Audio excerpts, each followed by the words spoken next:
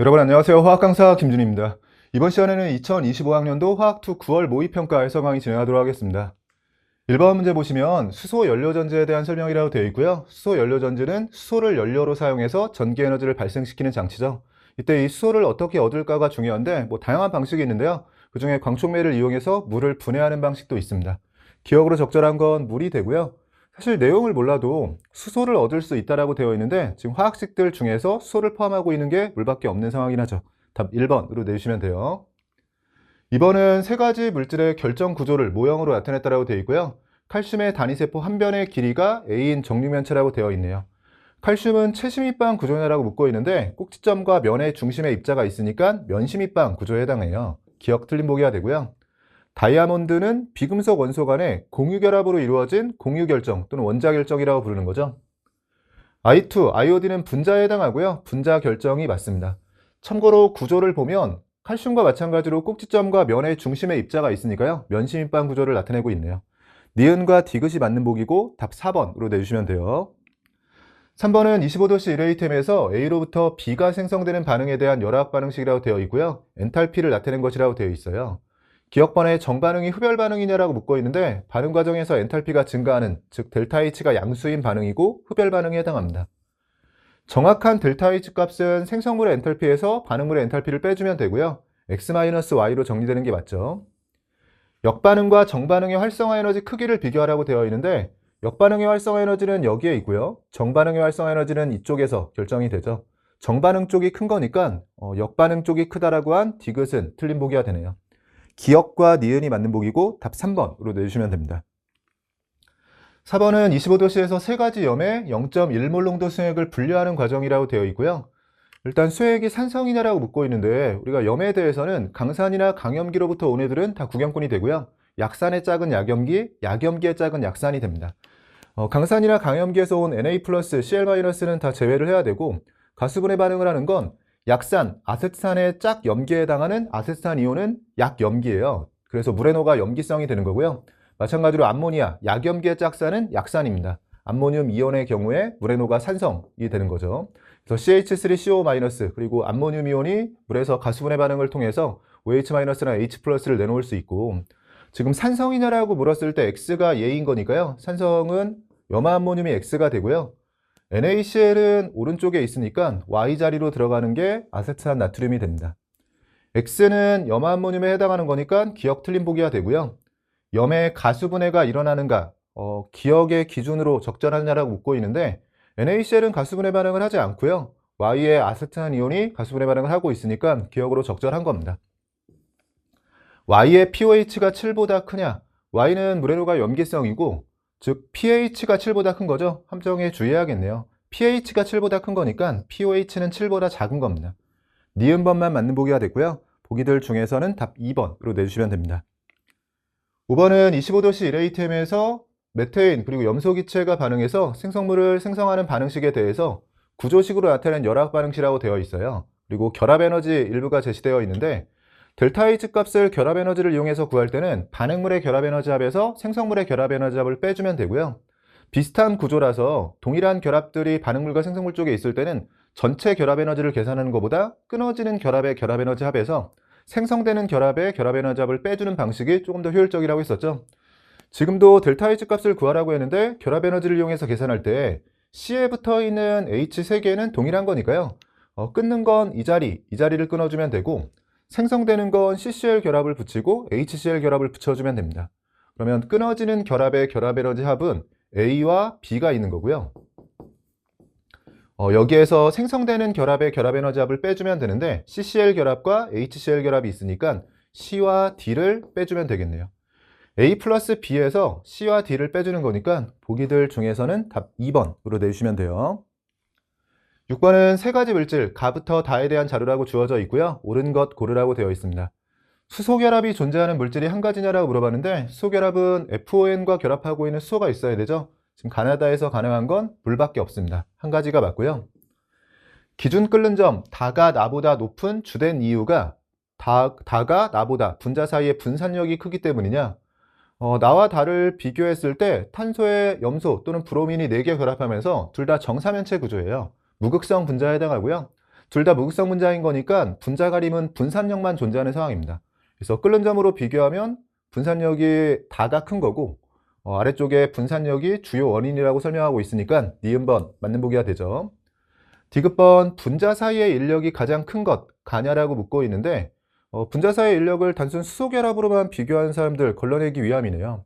우리가 일반적으로 분산력이 비슷한 경우에는 수소 결합이 존재하면 다른 분자 간 힘에 비해서 보통 훨씬 더 큰 힘이기 때문에 수소 결합이 존재하는 곳에서 분자 사이의 인력이 큰 경우가 많습니다. 근데 지금은 분자량을 비교하면 가와 다는 거의 20배 가까이 차이가 나는 거고요. 이렇게 분자량이 크게 차이를 보일 때는 가에 아무리 수소 결합이 있다라고 하더라도 분산력이 다에서 훨씬 클 거라고 예상이 되기 때문에 추가로 주어지는 자료를 봐야지 단순히 자료 없이 수소 결합의 존재 유무만 가지고 분자 가림을 판단하기는 어려워요. 그래서 지금 기준 끓는 점이 제시되어 있는 거고요. 끓는 점이 높은 곳이 그냥 분자 가림이 큰 거죠. 177, 190으로 되어 있으니까 끓는 점이 가장 높은 다에서가 분자 사이의 인력도 가장 큰 겁니다. 디귿 틀린 보기가 되네요. 기역과 니은이 맞는 보기고 답 3번으로 내주시면 돼요. 7번은 학생 A가 수행한 탐구활동이라고 되어 있고요. 가설을 보면 NaCl 수액과 NaCl 용융 상태 액체에 대해서 각각 전기분해했을 때 플러스 극에서 생성되는 물질이 서로 같고 마이너스 극에서도 생성되는 물질이 서로 같다라고 되어 있네요. 가설이 틀렸죠. 워낙에 자주 나오는 형태이기 때문에 어느 정도 전기분해의 결과는 암기하고 계시는 게 중요하고요. NaCl이 용융 상태에서 전기분해될 때는 어차피 Na+하고 Cl-밖에 없기 때문에 양이온인 Na+가 마이너스 극 쪽으로 끌려가서 환원 반응을 진행해요. 그래서 Na가 나오게 되고 음이온인 Cl-가 플러스 극 쪽으로 끌려가서 산화 반응을 진행하면서 Cl2가 나옵니다. 물론 지금 기억을 Cl2라고 해서 추론할 수 있는 자료를 주긴 했지만 이 수액에 대해서도 자주 나오는 형태인 거니까 염화나트륨 수액의 전기분해 결과는 기억하고 계신 게 좋은데 지금 수액 상태에서는 용융 상태하고는 다른 게 물이 같이 들어있기 때문에 물과 이온들이 산화 반응 그리고 환원 반응에 대해서 경쟁을 서로 하게 됩니다. 플러스 극 쪽에서는 물과 Cl-가 산화 반응에 대한 경쟁을 하는데 그 중에서 Cl-가 산화를 더 잘하기 때문에 Cl2가 발생을 하게 되고요. 마이너스 극 쪽에서는 환원 반응을 Na+하고 물이 경쟁하는데 물이 환원을 더 잘하기 때문에 이렇게 수소, 기체가 나오게 되죠.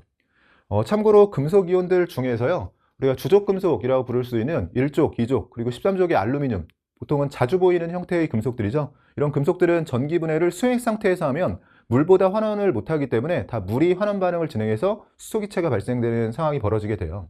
그래서 금속 자체를 얻고 싶으면 수액 상태에서의 전기분해가 아니라 이렇게 용융 상태에서의 전기분해를 해줘야 됩니다. 탐구 결과가 가설에 어긋나죠. 지금 같은 물질이라고 했는데 마이너스 극에선 서로 다른 물질이 나오고 있고요. 문제에서 묻는 것들만 정리해보면 동그라미 기억은 Cl2에 해당하는 게 맞고 NaCl 수액을 전기분해할 때 산화 반응은 플러스 극에서 일어나냐? 꼭 NaCl 수액이 아니더라도요. 전기분해 과정에서 플러스 극 쪽으로는 전자를 뺏기기 때문에 산화 반응이 진행되고요. 마이너스 극 쪽에서는 마이너스 극에서 나오는 전자를 받아야 되기 때문에 환원 반응이 진행됩니다. 니은번 맞는 보기. NaCl 액체 용융 상태에서 전기분해할 때 마이너스 극 쪽으로는 양이온인 Na+가 끌려가서 전자를 받고 NA로 환원 반응을 진행하게 되죠. 디귿 맞는 보기가 되네요. 전체가 맞는 보기고 답 5번으로 내주시면 돼요. 8번은 그림 가가 강철 용기에 A기체와 B기체를 넣은 상태라고 되어 있고요. 그림에 있는 정보는 넘어갈게요. 가에서 온도가 2T켈빈일 때를 기준으로 A의 부분 압력, 3T켈빈일 때를 기준으로 B의 부분 압력을 나타낸 게 오른쪽 나옵니다. 가에서 용기 속 혼합기체의 전체 압력이 5분의 7atm이라고 주어져 있고요. 여기서 5분의 7atm. 주어진 조건을 분석하기 위해서 일단 가 쪽은 T켈빈, 그리고 나 쪽은 온도가 높아지고 있는데 부피가 일정할 때 온도하고 압력은 비례관계에 있죠. 2T에서 5P가 됐다는 건, 즉 온도를 2배 했을 때 5P가 됐다는 건 원래 가에서는 2.5P였다는 얘기고요. 우리가 가에서 전체의 압력이 있으니까 가 기준으로 압력을 다시 구해볼게요. B의 경우에는 3T, 온도를 3배해서 3P가 됐으니까 원래는 P였다는 얘기죠. 그럼 2를 더해주면 3.5P이기 때문에 이 값이 3.5P에 해당하는 거고요. 3.5 약분시켜주고 나면 P는 5분의 2로 정리가 됩니다. 기억은 맞는 보기가 됐고요. 가에서 A의 몰 분율, 혼합기체에서 몰수는 분합에 비례하는 거죠. 지금 5대2 비율이기 때문에 전체 7 중에서 A가 차지하고 있는 게 5가 맞습니다. 분자량 B와 A를 비교하라고 되어 있는데 앞에서도 했듯이 이 압력 B가 그대로 몰수 B예요. 압력을 갖게 해주면 그게 몰수가 같아지는 거고 같은 몰수에서의 질량이 몰질량, 즉 분자량 B가 되는 거죠. 둘 다 2.5p로 맞춰줄 수 있도록 B를 2.5배 해주게 되면 같은 몰수 기준으로 2.5배 했을 때 질량이 W와 OW 5배 차이가 나죠. 분자량은 B 쪽이 A 쪽의 5배가 되는 게 맞습니다. 다시 한번 전체가 맞는 보기가 됐고요. 답 5번으로 내주시면 돼요.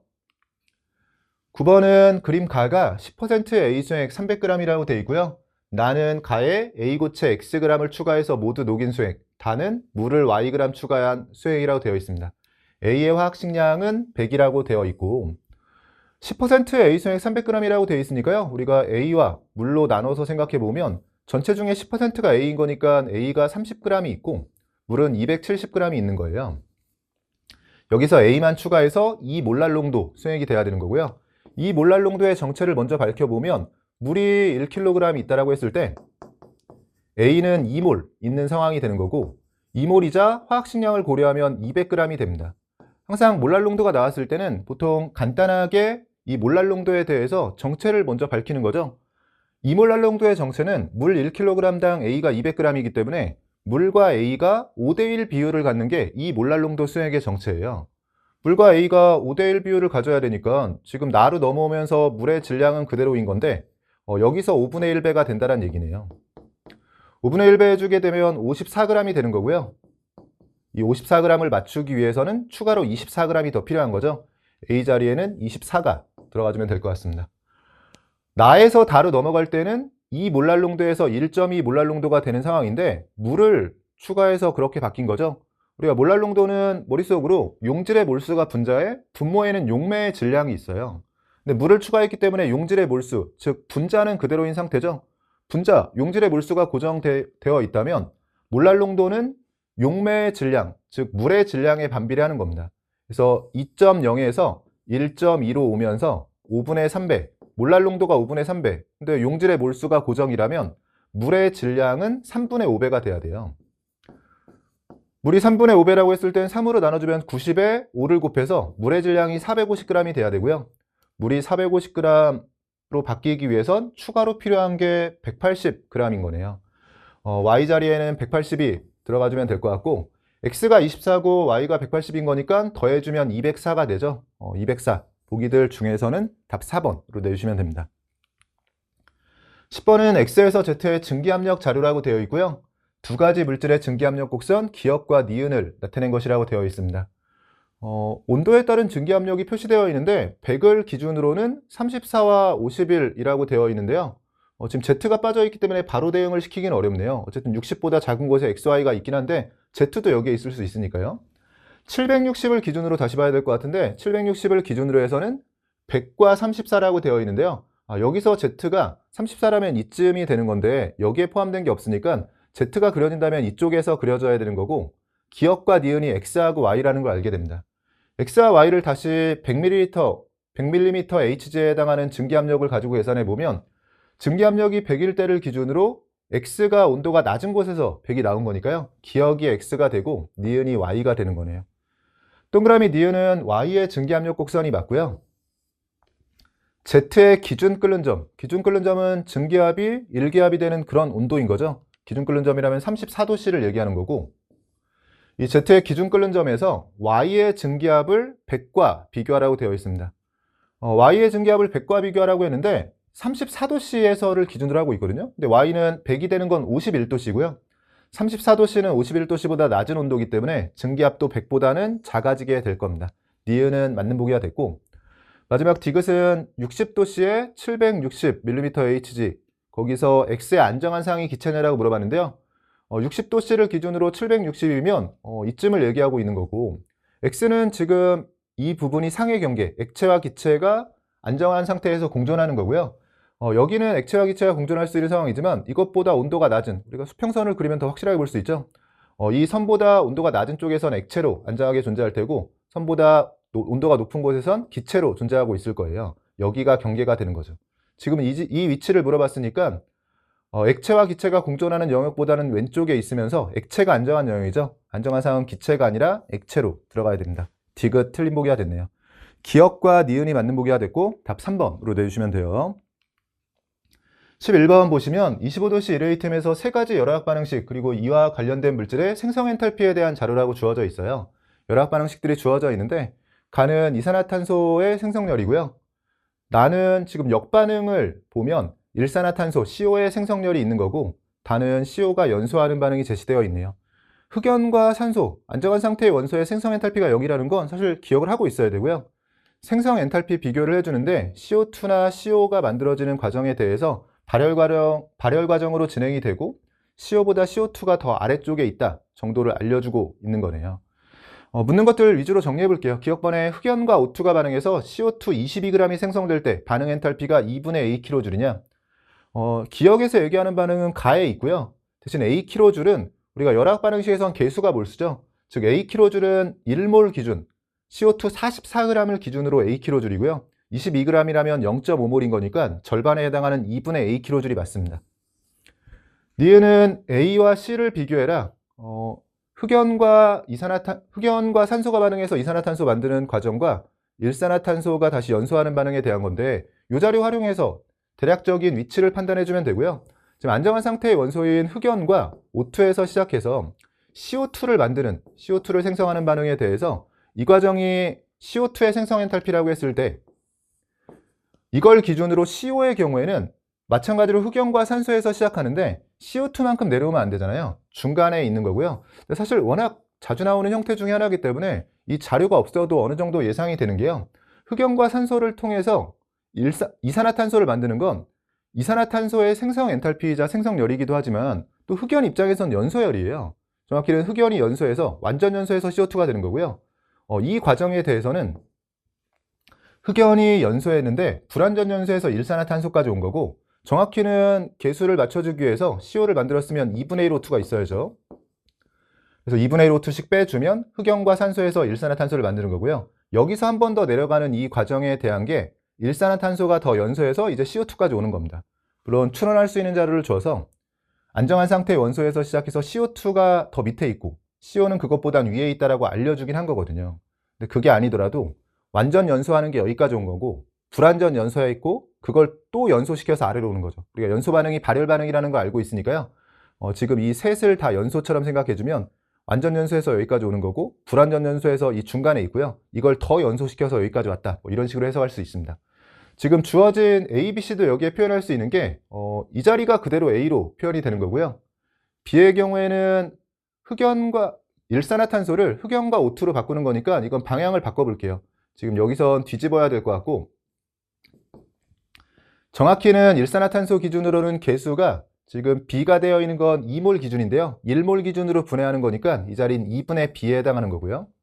C에 해당하는 건 일산화탄소가 추가로 연소해서 CO2가 되는 거죠. 이 반응이 지금 C인 상황이에요. 그래서 A와 C를 비교하라고 했을 때 저는 뭐 설명을 위해서 이렇게 썼지만 A 과정은 흑연에서 이산화탄소까지 이렇게 한 번에 연소해서 내려오는 거. 단은 중간에 있던 CO가 추가로 연소해서 CO2로 오는 거기 때문에 A와 C의 절대값을 비교하면 A가 크다. 뭐 머릿속으로 생각해서 풀이하실 수도 있습니다. 니은번 맞는 보기가 됐고요. 디귿번 2A 플러스 B. 뭐 도표 형태로 표시했다면 디귿번 보기 풀이할 때는 편하네요. 2A 플러스 B에 해당하는 건 우리가 헬스의 법칙은 도표 형태로 표현했을 때는 한붓 그리기 하듯이 연결해 주시면 돼요. 출발점과 끝나는 점을 잘 보면 되는데 2A 플러스 B라고 했을 때 지금 A, B의 조합은 A 플러스 2분의 B가 있고요. 그냥 이거 2배 해준 게 디귿에서 요구하고 있는 2A 플러스 B죠. 어차피 부호는 동일할 테니까요. 이렇게 돌아오는 거니까 출발점은 여기고 도착하는 건 여기입니다. 그래서 이렇게 돌아오는 건 실질적으로는 C와 같고요. 문제에서 요구하고 있는 건 2배니까 이 C와 같을 텐데 어쨌든 아래쪽으로 내려오는 발열 반응이기 때문에 음수값이 나오는 게 맞습니다. 기억 니은 디귿 전체가 맞는 보기고 답 5번으로 내주시면 되고요. 1, 2페이지는 뭐 간단하게 문제가 출제가 됐던 것 같습니다. 여기까지 해서 2페이지까지 해설강의 마치도록 하고요. 잠시 쉬었다가 뒤쪽에 3페이지부터 이어서 풀어보도록 하겠습니다. 여러분 이어서 3페이지 문제들 풀어보도록 할게요. 12번 문제 보시면 A로부터 B와 C가 생성되는 반응의 화학 반응식 그리고 속도식이라고 되어 있고요. 개수는 A와 C가 2대 1이라고 제시되어 있고 B가 빠져 있습니다. 1차 반응이라고 알려주고 있고 온도 T에서 강철 용기에 A와 B를 넣은 초기 상태라고 되어 있고요. 반응이 진행될 때 반응 시간에 따른 B의 몰 분율 그리고 용기 속 혼합 기체의 전체 압력에 대해서 상대값 표시를 해주고 있네요. 온도와 부피가 고정된 상태에서의 실험이기 때문에 전체 압력이라고 되어 있지만 그냥 전체 몰수와 비율 관계가 동일한 거고요. 이 값을 그냥 전체 몰수처럼 생각하면서 정리해 보면 시간 t 간격으로 해서 전체 몰수의 변화를 준 거죠. 우리가 항상 세 개가 함께 움직이는 거예요. 반응한 반응물의 양, 생성되는 생성물의 양, 전체 몰수의 변화량이 함께 움직이게 되고 T 간격으로 처음에 2만큼 늘었는데 그 다음 절반에 해당하는 1만큼 느는 모습을 보여주면서 반감기가 T라는 걸 알려준 거죠.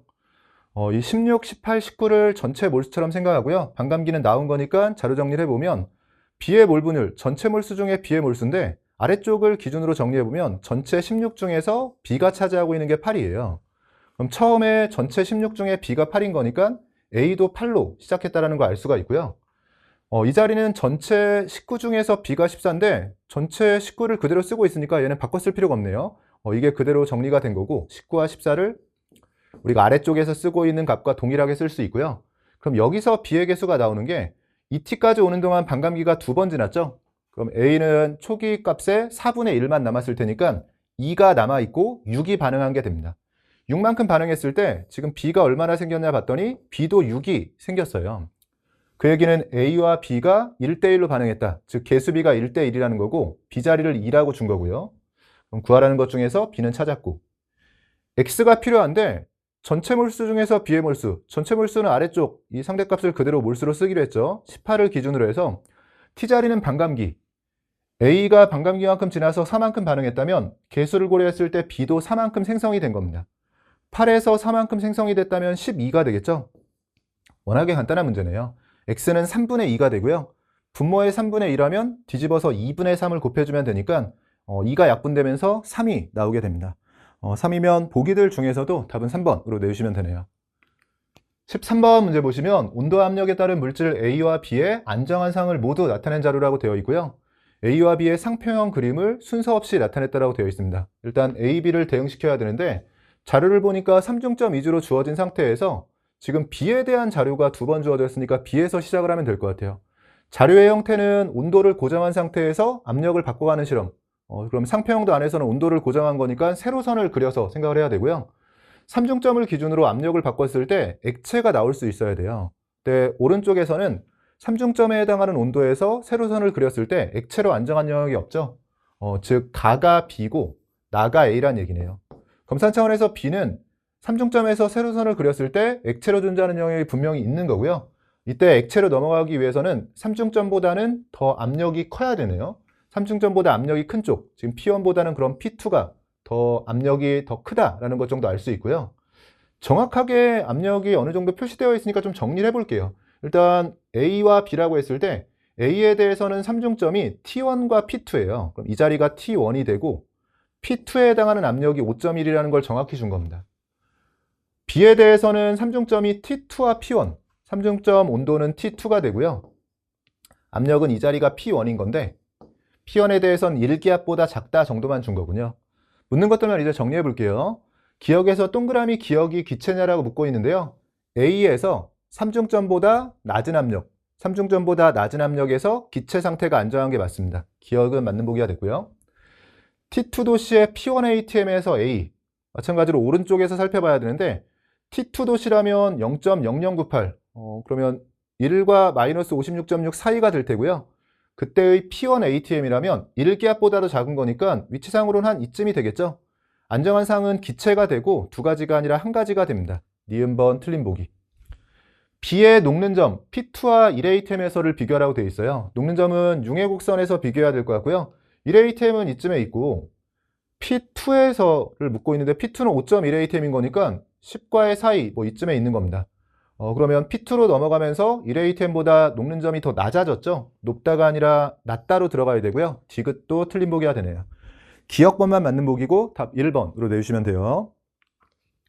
14번은 표가 A수의 가완화에 대한 자료라고 주어져 있고요. A의 화학 식량을 M이라고 제시하고 있고 T도시에서 물의 증기압력을 PATM이라고 제시하고 있습니다.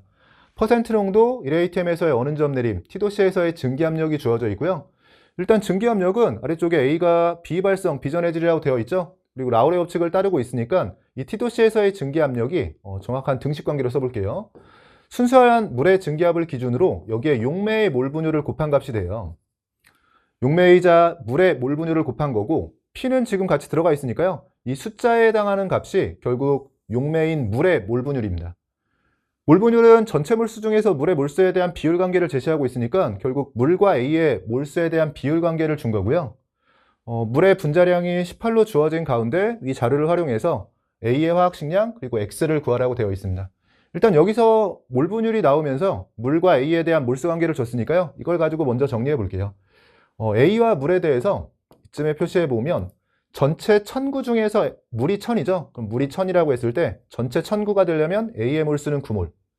아래쪽은 전체 200일 중에서 물이 200이에요. 물이 200일 때 전체 200일을 만들려면 A는 1로 들어가주면 되고, 우리가 어느 점 내림의 경우에는 몰랄 농도와 비율 관계가 동일하고요. 어느 점 내림이 지금 9K로 표현된 상태에서 XK라고 되어 있으니까 그냥 몇 대 몇인지만 구하면 X가 나오는데, 어느 점 내림이 몇 대 몇인지는 같은 용매인 물을 활용하고 있으니까 몰랄 농도가 몇 대 몇인지만 찾아주면 되고, 몰랄 농도는 물의 질량분의 용질 A의 몰수에 대한 비율 관계인데요. 그럼 물의 질량을 통일했을 때 A의 몰수 B가 그대로 몰랄 농도에 대한 비율 관계가 되겠죠.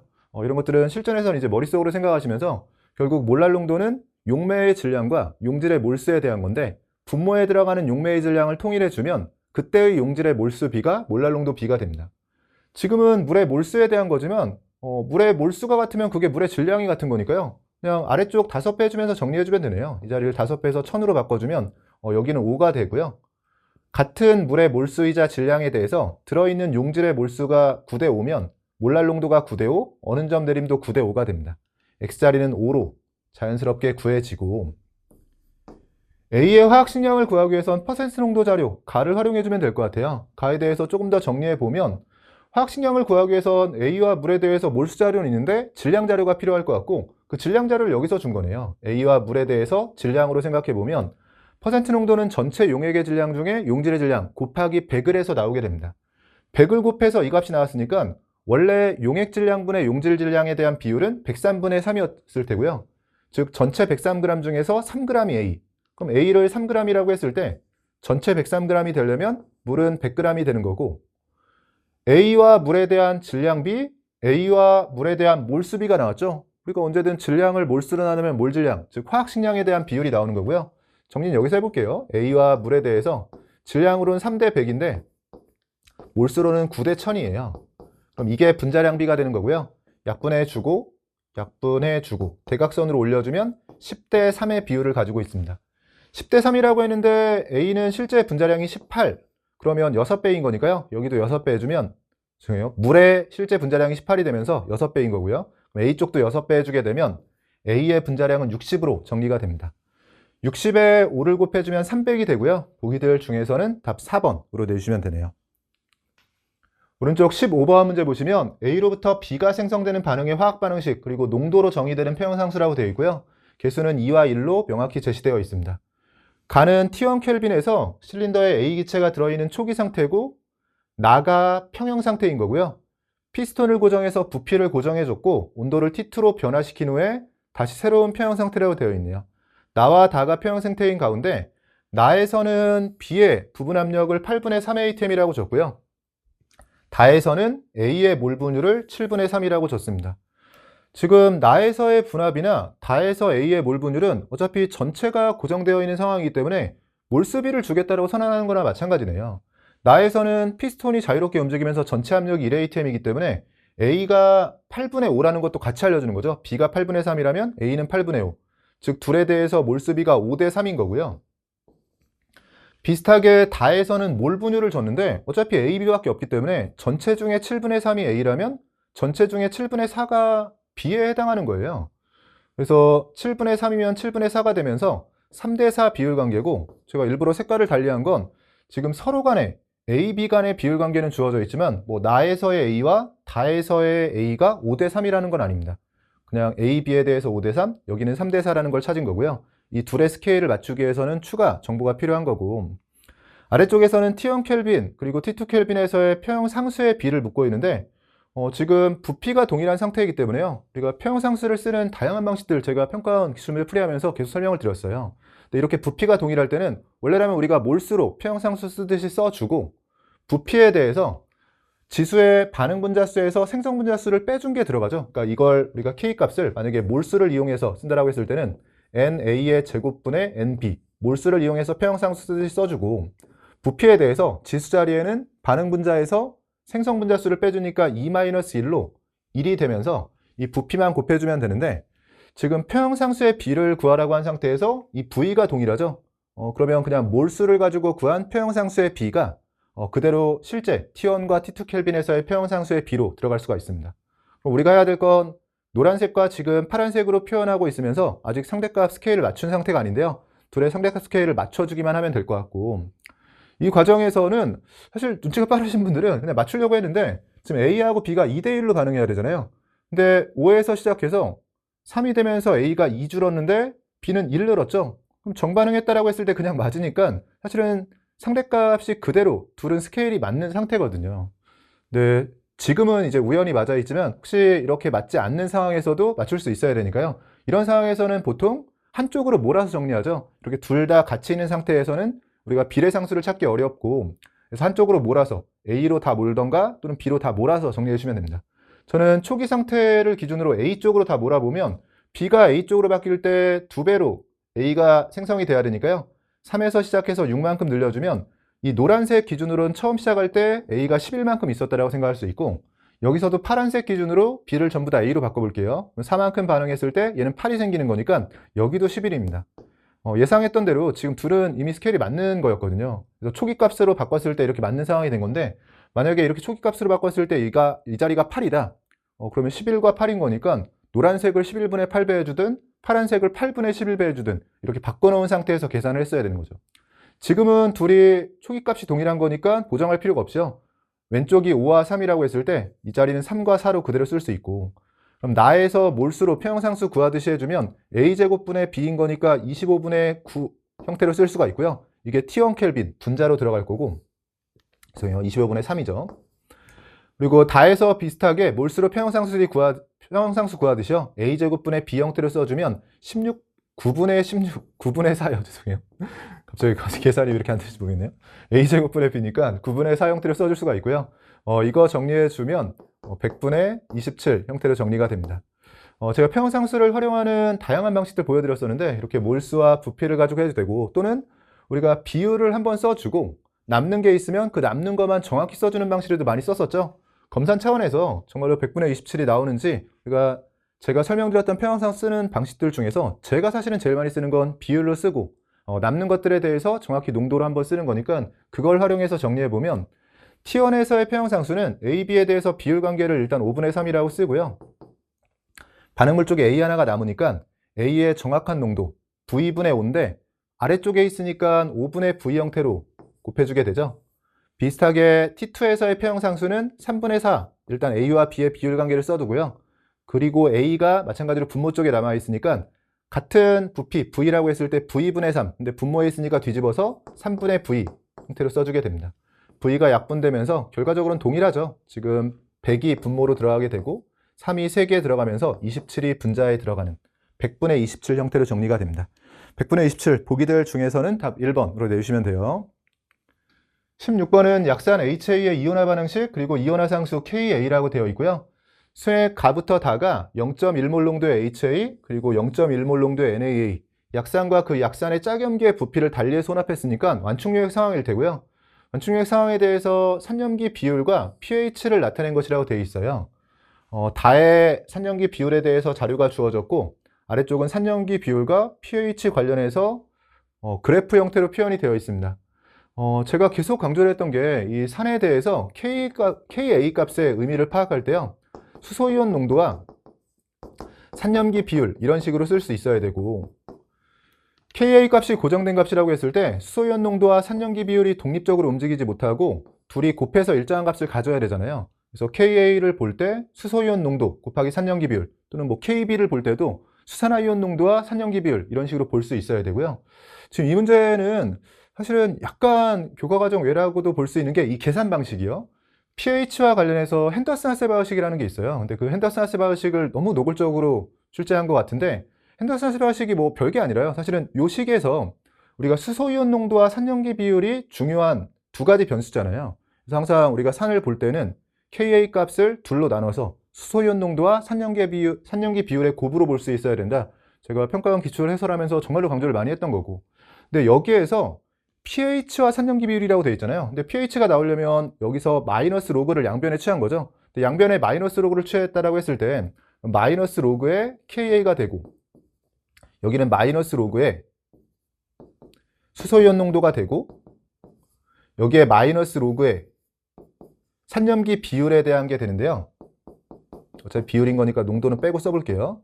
근데 요 식을 이제 pH로 바꿔 쓴다라고 했을 땐 얘가 pH잖아요. 그래서 pH는 하고 정리했을 때 마이너스 로그 Ka는 pKa가 될 테고요. 이 마이너스 넘어가 주면 되니까 플러스 로그의 산분의 염기 형태가 되면서, 이 기회에 한번 기억을 해보시면 이게 다른 뭐 교육청 문제나 일반적인 사설 모의고사에서 나왔다면 모르겠는데, 그래도 9평에 나왔으니까 혹시 이게 연계돼서 수능에 비슷하게 나온다라고 했을 때는 Ka 값을 그냥 이대로 기억하는 게 아니라 이 Ka 값이 정의되는 식에 로그를 취해서 나온, 정확히는 마이너스 로그를 취해서 나온 이 식을 기억해 주시면 이런 문제들 훨씬 더 편하게 풀이할 수 있거든요. 지금 이 식에서 그냥 제가 식 정리만 한 거예요. 그러니까 Ka 값을 쓰는 거하고 완벽하게 동일한 식이고요. pH는 하고 들어갔을 때 pH는 pKa를 기준으로 해서 로그 산분의 염기만큼 차이가 납니다. 그래서 완충력에 대해서 이 산염기 비율이 정해지면 pH를 구할 때 여기에 산염기 비율과 Ka 값을 대입해서 수소이온 농도를 구하고 다시 마이너스 로그를 취해서 pH를 구하는 것보다 이 식을 알고 있으면 pH를 pKa를 기준으로 해서 로그 산분의 염기만큼만 더해주면 되기 때문에 훨씬 더 편하게 구할 수 있는 식이긴 하거든요. 그리고 이 식에서도 의미를 갖는 건 pH와 산염기 비율이에요. 그래서 원칙은 원래 이게 핸더슨-하세바우식이라고 해서 HH식이라고 부르는데요. 보통 그래서 산염기 파트에서 식 정리를 할 때 어떤 식으로 정리하게 되냐면, 우리한테 중요한 게 Ka가 있고 KB가 있고 핸더슨-하세바우식이 있다라고 했을 때 Ka를 통해서는 수소이온 농도와 산염기 비율, 이 둘 사이의 관계를 보여주고 있는 게 Ka식이라고 보면 되고요. KB는 수산화이온 농도와 산염기 비율에 대한 관계고, 핸더슨-하세바우식은 pH와 산염기 비율에 대한 관계인데 실질적으로 세 개의 식은 다 엮여 있는 거예요. 원래 그래서 셋 중에 하나의 식으로 풀리면 나머지 두 개의 식으로 무조건 풀릴 수밖에 없는 게, 어차피 수소이온 농도를 구하기 위해서 우리가 KW를 이용해서 수산화이온 농도, 뭐 얘를 알고 있으면 얘로 넘어갈 수 있는 거고요. 당연히 얘를 알고 있으면 또 얘로 넘어갈 수 있는 거기 때문에 실질적으로 수학적인 식 변형을 했을 뿐이지 의미는 다 똑같습니다. 그래서 산염기를 분석할 때는 항상 산염기 비율이 핵심인 거고, 근데 그 산염기 비율을 수소이온 농도와 연계해서 분석을 할 때는 Ka, 수산화이온 농도와 연계해서 분석할 때는 KB가 편하고요. 원래 pH와 연계해서 분석을 할 때는 핸더슨-하세바우식이라고 부르는 요 식이 좀 편하거든요. 계속 강조드리지만 약간 부담스럽긴 해도 이게 9평에 나왔기 때문에 요 식하고 그냥 완전히 똑같은 식이니까요. 지금도 암기하실 수 있을 거예요. 그냥 어떤 거냐면 pH는 pKa를 중심으로 해서 로그 3분의 염기만큼 변하게 됩니다. 그러니까 pH는 pKa를 중심으로 로그 3분의 염기만큼 변한다. 그래서 가장 특별한 게 산염기 비율이 1대1일 때죠. 완충유액 중에서 산과 염기가 1대1이다. 그럼 여기서는 Ka가 수소이온 농도가 되고요. 그래서 이 산염기 비율이 1대1이 되면 Ka가 그대로 수소이온 농도, KB는 그대로 수산화이온 농도, 그리고 pH가 그대로 pKa가 돼요. 이 핸더슨-하세바우식에서는 pH가 pKa로 그대로 들어가게 되죠. 그래서 지금은 이 주어진 자료에서 요 식을 가지고 풀이했다라고 하면 훨씬 더 편하게 접근할 수 있는 게, 요 나 위치의 경우에는 산염기 비율이 1이죠. 그러면 이걸 Ka에 대입했으면 수소이온 농도가 Ka라고 나올 텐데요. 아래쪽에 pH에 직접 대입할 때는 이 자리가 1이 되면 pH가 pKa가 됩니다.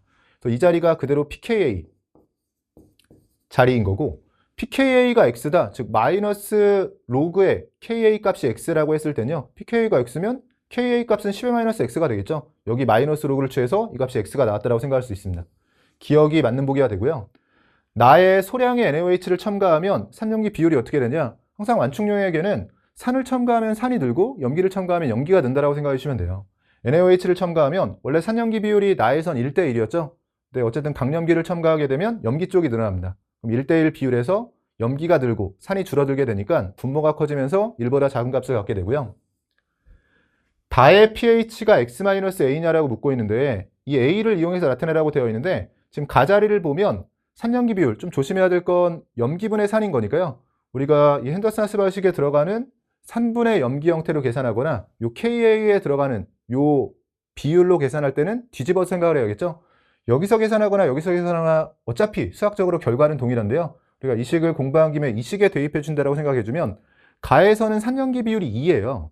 그래서 원래 이 산염기 비율이 1일 때를 기준으로 pH가 딱 pKa라는 기준을 잡고 있는 거고, 이 산염기 비율이 변하면 pH도 변하는 건데, 지금 이 값이 2로 바뀌게 되면 pKa를 기준으로 로그 2만큼 커진 겁니다. 이게 1일 때를 기준으로 염기가 늘었기 때문에 커졌다고 생각해 주셔도 되고요.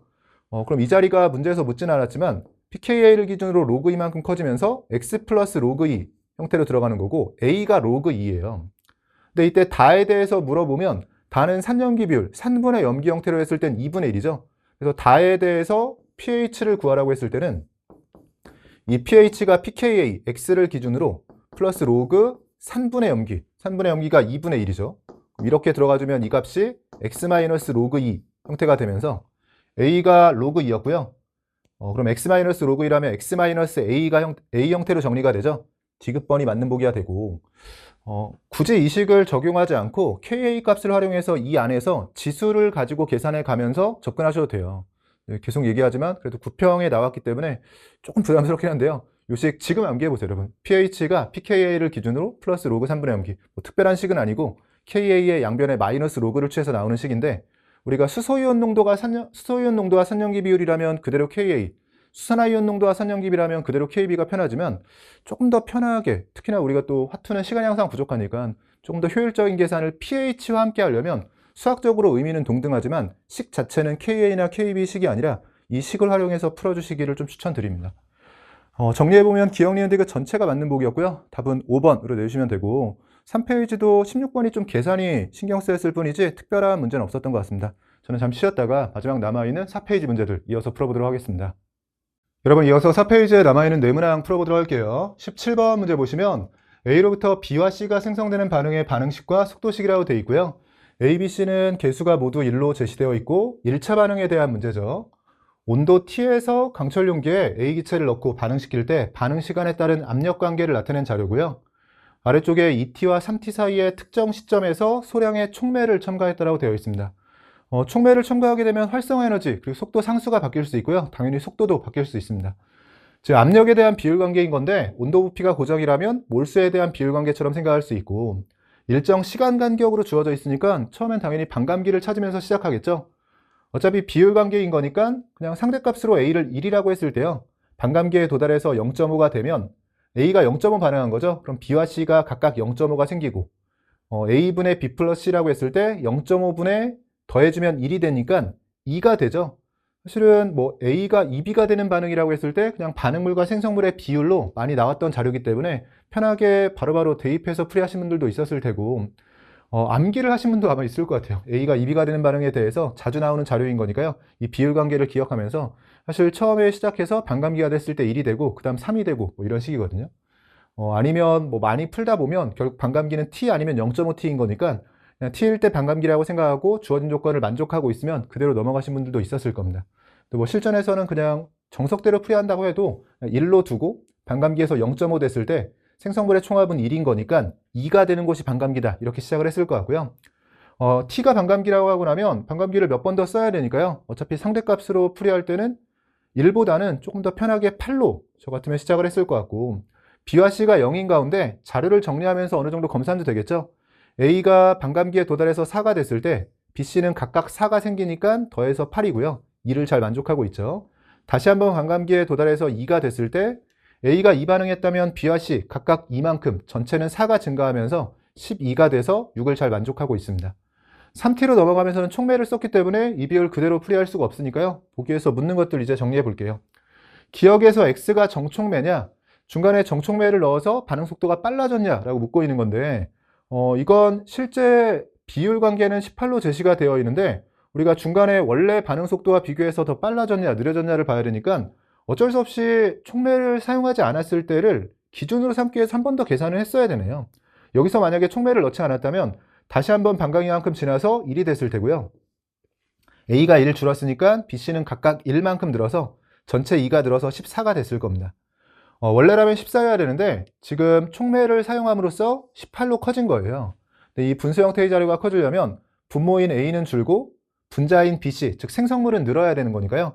A가 줄고 BC가 늘었다는 건 정반응이 더 진행됐다는 거고, 같은 시간 동안 정반응이 더 진행된 거니까 정반응 속도가 원래 그대로 뒀을 때와 비교해서 더 빨라진 거죠. 정반응 속도가 빨라진 거니까 정촉매를 활용한 게 맞습니다. 니은번 t일 때 그리고 2t일 때 순간 반응 속도 비율 관계만 따지라고 되어 있는데요. 반응 속도는 속도식에서 잘 나타나듯이 속도 상수와 농도를 가지고 비교해야 되는데 지금 2t까지는 촉매를 넣기 전인 거니까 속도 상수가 바뀌지 않죠. 우리가 속도 상수는 온도 그리고 촉매의 유무에만 의존하는 거고요. 촉매를 사용하지 않은 반응에 대해서 온도가 고정되어 있으니까 t와 2t에서 속도 상수는 동일하고 그럼 속도를 결정하는 건 A의 농도만 보면 되는데 t만큼 시간이 지나면서 반감기, 즉 A의 농도가 절반이 됐죠? 그럼 자연스럽게 속도도 절반이 됩니다. t에서 2t로 갈 때 A의 농도가 절반, 반응 속도도 절반인 거니까 니은번 맞는 보기가 됐고요. 디귿은 시간 간격을 주고 평균 반응 속도에 마찬가지로 비율 묻고 있는데요. 평균 반응 속도는 걸린 시간분의 농도 변화량, 즉 농도 변화량과 시간 변화량이 필요한데 다행히 시간 변화량은 t로 동일하게 줬으니까요. 각각의 구간에서 A의 농도 변화량만 따져주면 됩니다. 지금처럼 부피가 고정이 되어 있을 때는 농도 변화량이자 몰수 변화량이라고 생각할 수 있고 t에서 2t는 이 자료를 그대로 써볼게요. 4에서 2가 되면서 2만큼 줄어든 상황이고요. 2t에서 3t로 갈 때가 필요한데 이 자료 지금 쓰면 안 되죠. 이건 촉매를 사용하지 않았을 때를 기준으로 삼기 위해서 썼던 거고요. 지금은 이 18을 이용해서 다시 한번 노란색 스케일로 정확한 값을 찾아야 되고요. 문제에서 만약에 정석대로 그냥 이 주어진 조건을 활용한다라고 했을 때는 2에서 시작해서 얼마나 반응했는지 모르니까 A가 n 반응했다라고 했을 때 개수를 고려하면 B와 C가 각각 n만큼 늘었겠죠? 그럼 11을 기준으로 2n 늘었다라고 하고 이 비율 관계가 18이라고 해서 방정식 하나 풀어주면 n 값이 나올 거예요. 그럼 분수값 찾으면서 정리하셔도 되고 제가 풀이한다면 근데 저는 상대값 풀이가 편하기 때문에 이 비율 관계를 18이라고 줬을 때 내가 중심을 잘 잡고 아직 노란색 스케일로 통일하진 않았지만 18 비율을 만족하는 간단한 상대값을 써보는 거죠. 지금 파란색과 노란색 이 비율 관계에 대해서 마지막에 자료 정리를 하면서 스케일만 맞춰주면 될 것 같고요. A가 1일 때 B가 18의 비율을 가지고 있는데 다만 이 파란색 비율과 노란색 비율은 다르니까 둘을 맞춰주는 과정이 필요하다. 근데 이건 앞에서도 잠깐 나왔던 것 같은데 반응물과 생성물이 이렇게 같이 있는 상태에서는 기준을 잡기가 어렵고요. 반응을 한쪽으로 몰아서 반응물만 있거나 생성물만 있는 상태에서 시작을 해주면 편합니다. 지금은 역반응을 쭉 시켜서 반응물만 있는 초기 상태를 기준으로 접근해주면 될 것 같고요. 노란색에 대한 초기 상태는 여기에 있으니까 파란색 기준으로 지금은 이런 모습이지만 처음 시작할 때 몇이었는지를 생각해 보면 B와 C가 0일 때 그러면 B와 C를 합해서 18이 생겼다면 B, C 각각은 9만큼 생긴 거고요. A는 9만큼 반응해서 1인 거니까 처음 시작할 땐 10이었던 거죠. 그러면 파란색 스케일에서의 초기 상태는 이거고 노란색에선 이건데 처음 시작할 때 A의 양은 동일했을 테니까요. 둘은 지금 비율 관계를 상대값은 다르게 잡았지만 정확한 초기 A의 양은 동일해야 돼요. 그러면 이 자료와 이 자료를 맞춰주는 과정이 필요하고 지금 노란색으로 많이 정리했으니까 파란색을 노란색으로 맞춰주는 걸 생각하면 파란색에서 노란색으로 넘어올 때 비례 상수가 0.8배입니다. 지금 1이라고 되어 있는데 그럼 실제 노란색으로는 0.8배에서 0.8이었다는 얘기죠. 제가 말로 설명하다 보니까 길어 보이는데요. 실전에서 이런 계산이 익숙하신 분들은 이렇게 방정식을 풀이하는 것보다 더 빠르게 풀이가 가능했을 거예요. 2에서 0.8이 됐으니까 여기에서는 1.2가 준 거고요. 어차피 시간 간격은 동일한 거니까 A의 농도 변화량이자 몰수 변화량이 필요했는데 T에서 2T와 2T에서 3T는 5대3 비율입니다. 5대3 비율을 가지고 있고 5분의 3이다. 디귿번 맞는 보기가 되네요. 기억, 니은, 디귿 전체가 맞는 보기고 답 5번으로 내주시면 돼요. 18번 문제 보시면 A로부터 B와 C가 생성되는 반응의 화학 반응식이라고 되어 있고요. 개수는 A와 C는 2와 1로 제시되어 있고 B의 개수가 빠져있는 상태네요. 그림과는 실린더 속 A부터 C 기체가 평형을 이루고 있는 상태를 평형 문제는 초기 상태인지 평형 상태인지가 중요한데 가부터 이미 평형 상태인 거고요. 추를 올려 외부 압력을 증가시킨 후에 다시 한번 평형 상태를 나타내고 있습니다. 그럼 평형의 이동과 관련된 문제고 정확히는 부피를 바꿔주는 상황이고요. 우리가 평형의 이동과 관련해서 르샤틀레를 적용할 때 부피는 그냥 기체 분자수 변화와 같이 간다라고 기억하면 편하죠. 부피가 늘어날 때는 기체 분자수가 증가하는 반응, 지금처럼 부피가 감소할 때는 기체 분자수가 감소하는 반응이 진행됩니다. 나에서 A와 B의 분합이 각각 2분의 1 ATM이라고 되어 있는데요. 그림에 없는 정보니까 표시해 볼게요. 평형 상태에 도달했을 때 A, B, C가 있을 텐데 그 중에 A와 B를 각각 2분의 1 ATM이라고 알려주고 있습니다. 추가 자료로 주어진 게 가도 평형 상태인 건데 이때 1ATM 전체 압력 기준으로 B의 몰 분율을 제시하고 있어요. B의 몰 분율은 3분의 1, 전체 압력 1ATM이면 분합은 전체 압력의 몰 분율을 곱한 거니까 B의 분압이 3분의 1의 ATM이었던 거고, 그럼 B에 대해서 두 번 주어져 있으니까 B를 쫓아가게 되는데요. 평형의 이동에서 항상 고려해야 될 건 조건에 의한 변화, 그리고 반응에 의한 변화, 이 둘 다를 고려해야 되죠. 르샤틀레 원리를 적용하다 보면 조건에 의한 변화를 무시하고 바로 반응에 의한 변화로 넘어갈 때가 있는데, 이럴 때 보통 함정에 빠지게 됩니다. 어쨌든 평형의 이동에 따른 건 조건을 바꾼 게 있을 거잖아요. 그럼 아무 반응을 안 해도 그 조건에 의한 변화가 먼저 생기거든요. 그리고 나중에 정반응이나 역반응하는 부분에 대해서는 르샤틀레 원리를 적용해서 그 추후의 반응에 의한 변화를 보면 됩니다. 실제로 지금 우리가 그러니까 B를 관찰할 때 어떻게 관찰하겠다는 거냐면, 원래 평형이었는데 뭔가를 바꿔서 평형의 이동이 생기겠죠. 근데 원래 평형에서 이 뭔가를 바꾸는 과정에서 지금은 부피를 바꿔줬어요. 근데 부피가 3분의 2배가 되면 B만 고려했을 때 우리가 관심 있는 B의 압력은 정반응이나 역반응을 진행하지 않아도, 즉 반응에 의한 변화를 고려하기 전에 이 조건에 의한 변화로 먼저 변화가 생길 수 있습니다. 지금도 부피가 3분의 2배가 되면 아무 반응이 없어도 압력은 부피와 반비례 관계에 있기 때문에 2분의 3배만큼 커지게 돼요. 그럼 B의 분압은 반응과는 무관하게 2분의 3배가 커져서 일단 2분의 1 ATM이 되죠. 근데 2분의 1 ATM이 된 이후에 이제 부피가 감소했으니까 기체 분자수가 감소하는 반응을 해줘야 되는데, 지금은 2분의 1 ATM으로 유지가 되고 있으니까 조건에 의한 변화 이후에 반응에 의한 변화는 없었다는 겁니다. 즉 부피 변화에 의한 평형의 이동이 없다는 거고, 이건 잘 기억을 해주셔야 돼요. 우리가 부피 변화에 의한 평형의 이동이 없다는 건 기체 분자수 변화가 없다는 걸 의미합니다. 왜냐하면 기체 분자수 변화가 있으면 방금 얘기했듯이 부피가 감소하는 이런 상황에 대해서는 기체 분자수가 감소하는 반응을 해줘야 되거든요. 근데 어느 쪽으로도 반응하지 않았다는 건 정반응이나 역반응 과정에서 기체 분자수 변화가 없다. 지금은 B의 개수만 빠져 있었는데 정반응이나 역반응 과정에서 기체 분자수 변화가 없는 반응, 즉 반응물과 생성물의 기체 분자수가 같아지려면 B 자리가 1로 들어가야 되네요. B는 2가 아니라 1이죠. 기억 틀린 보기가 되고요.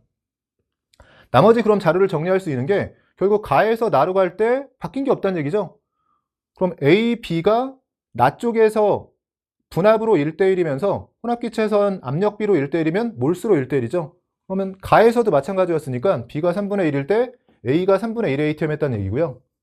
그래서 A도 조건에 의한 변화로 그냥 2분의 1 ATM이 되고 멈춰있는 걸 테고, 왼쪽은 피스톤을 통해서 전체 압력 조건을 줬기 때문에 C까지 나오네요.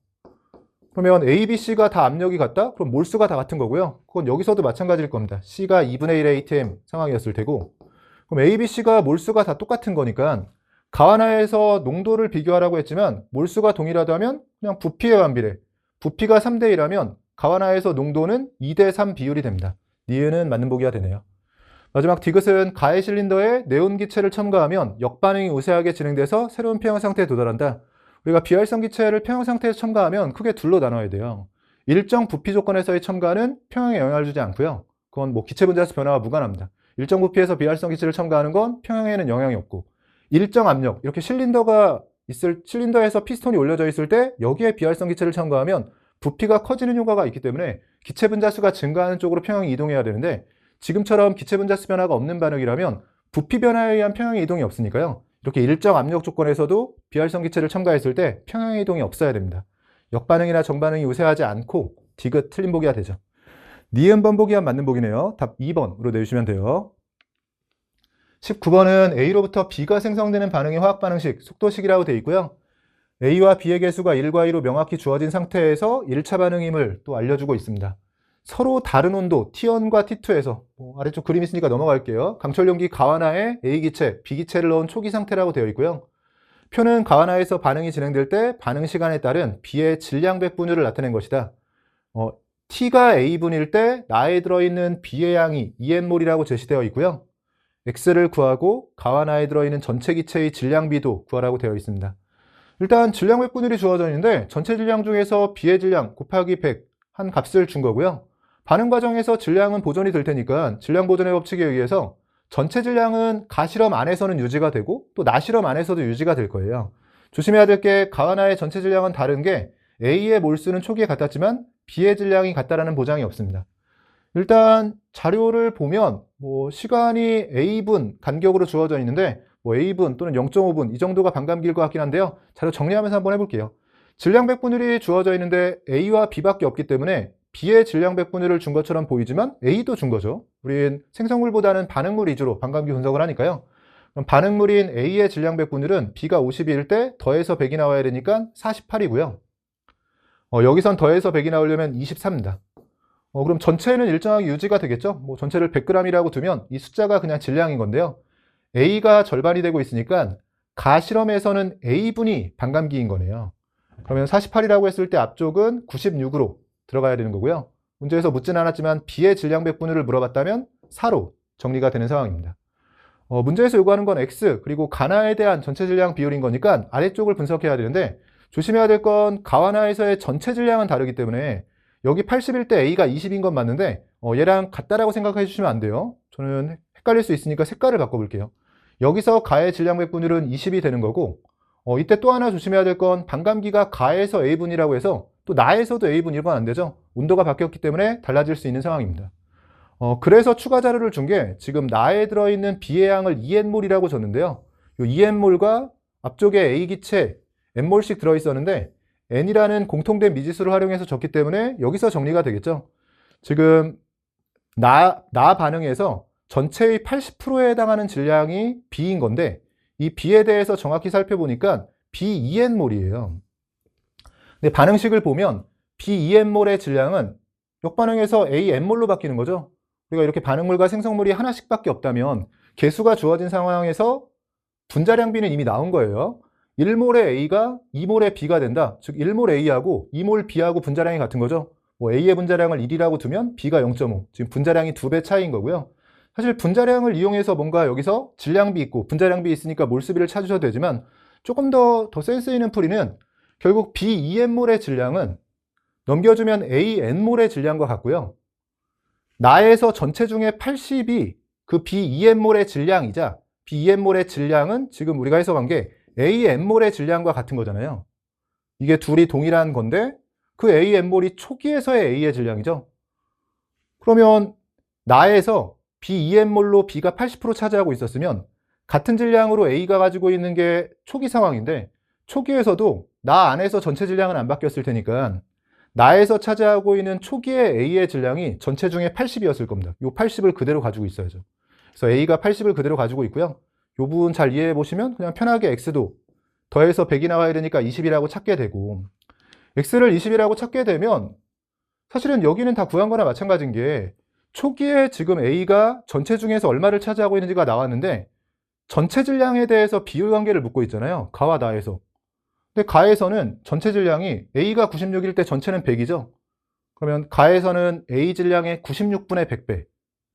나에서는 A가 80이라고 했을 때 전체는 100이니까 나에서는 초기 A 질량의 80분의 100배인 건데 어차피 초기의 A 질량이 똑같잖아요.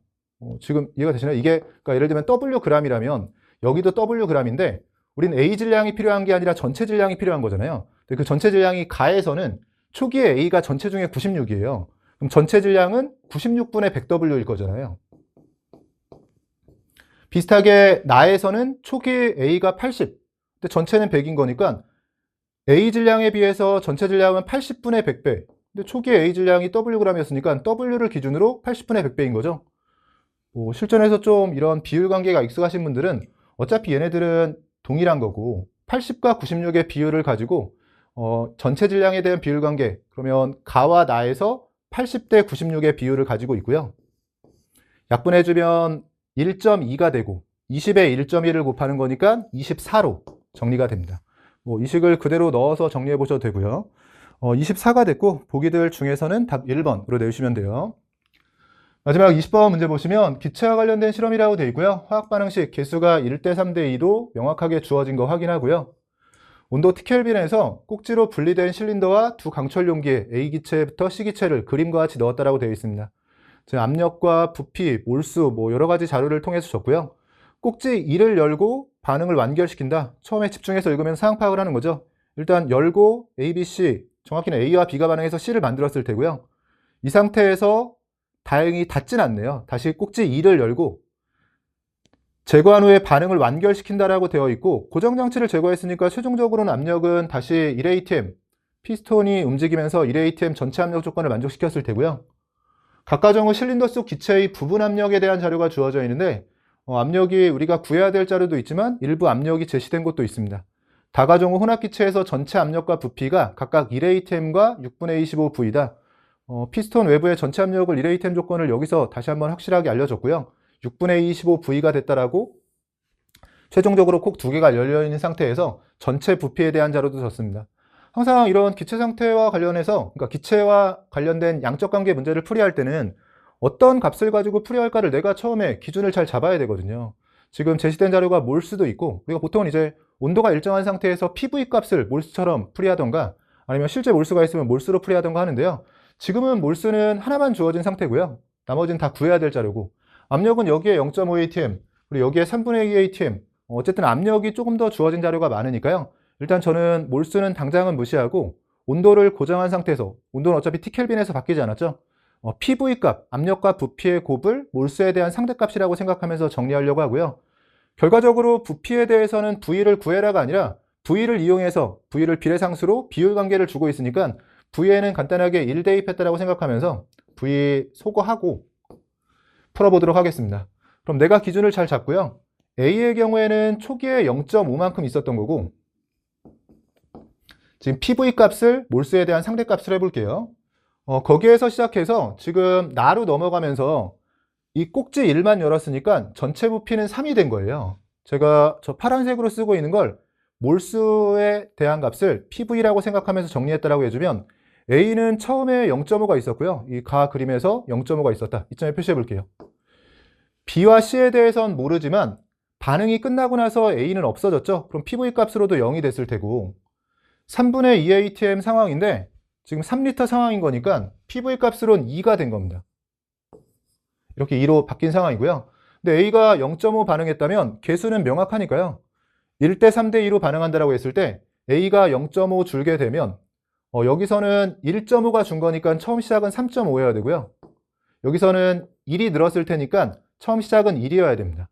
그럼 B가 3.5일 때 C는 1이라는 걸 찾게 되고, 여기까지만 와도 우리가 쓰고 있는 PV 값을 몰수에 대한 비율 관계로서 상대값으로 기준을 잡았을 때요. 실제 몰수로 넘어갈 땐 그냥 2배만 해주면 되네요. 나중에 A 찾을 때 이 자료는 활용이 될 것 같고요. 여기에 X는 이미 구해진 거나 마찬가지인 게 지금 PV 값이 3.5잖아요. 압력과 부피의 곱이 3.5인데 B의 경우에는 부피는 이미 2라고 되어 있으니까 2에 압력을 곱해서 3.5가 나온 거예요. 그러니까 3.5는 지금 2를 기준으로 거기에 B의 압력 곱해서 나온 거고요. 그럼 PB는 2분의 3.5가 되는 거죠.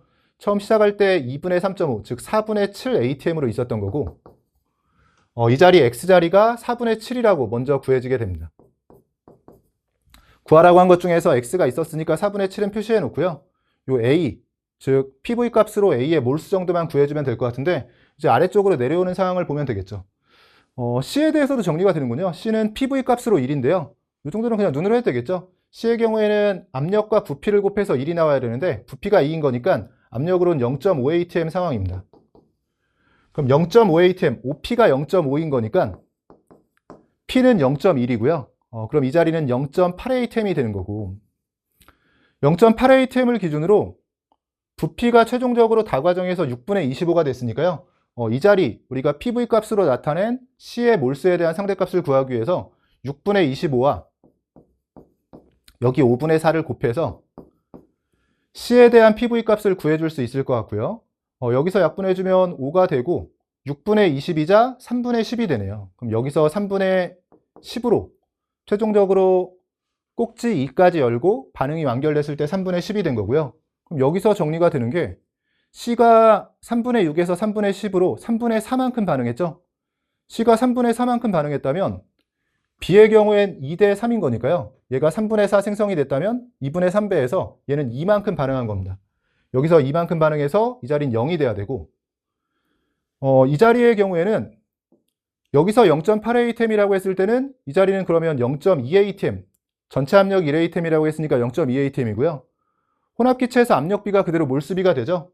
4대 1인 거니까 이 값도 4분의 1배를 해주면 돼요. 여기에 4분의 1배 했다. 그러면 12분의 12자, 이 자리는 6분의 5가 되네요.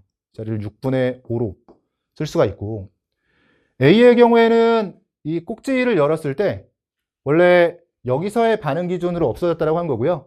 일부 추가된 게 있죠. 근데 그 추가된 게 얼마냐라고 했을 때 반응 과정을 놓고 보면 B가 이만큼 줄었으니까 개수를 고려하면 A는 3분의 1 줄었겠죠. 3분의 1 줄어서 6분의 5다. 3분의 1이면 3분의 1이라고 했을 때는 3분의 2요, 죄송해요. 이거의 3분의 1인 거니까 3분의 2가 준 거고요. 3분의 2라고 했을 때는 6분의 4가 준 거고 6분의 4가 줄어서 6분의 5라는 건 이 자리는 6분의 9, 6분의 9이자 1.5 상황이 됩니다. 그러면 A는 없었는데 콕을 열면서 1.5만큼 생기고 그 중에 3분의 2가 반응해서 6분의 5가 남은 거죠. 그럼 A가 추가된 게 1.5인 거고요. 우리가 앞쪽에서 PV 값으로 계산하고 있는 몰수의 상대값을 기준으로 실제 몰수는 2배였으니까 1.5 기준으로 2배 해주면 3몰이 됩니다. A 값은 3으로 찾았고 X 값은 4분의 7이었으니까 곱해주면 4분의 21로 정리가 되는 거죠. 보기들 중에서는 답 4번으로 내주시면 되고요. 전체적으로 보면 뭐 특별한 문제는 없었던 것 같고 제가 보기에 좀 특별하다고 생각할 수 있는 건 앞에서 16번 앞에서 설명하면서 우리가 KA 값을 수소이온과 산염기 비율 가지고 많이 분석을 했었는데요. 그거랑 똑같은 식이 그냥 로그를 취했을 때 pH하고 산염기 비율을 가지고 나오는 핸더슨-하세바흐 식이라는 식이 있거든요. 사실 그 식의 이름은 정확히 기억은 안 하셔도 되지만 그 식이 지금 9평에서 그래도 등장을 했기 때문에 다시 반복해서 비슷한 문제가 나올 수 있다고 생각하고 그 식 이번 기회에 한번 잘 익혀두시면 좋을 것 같습니다. 나머지는 기존에 풀이했던 방식 그대로 풀었기 때문에 복습하는데 그다지 어렵지 않으실 것 같아요.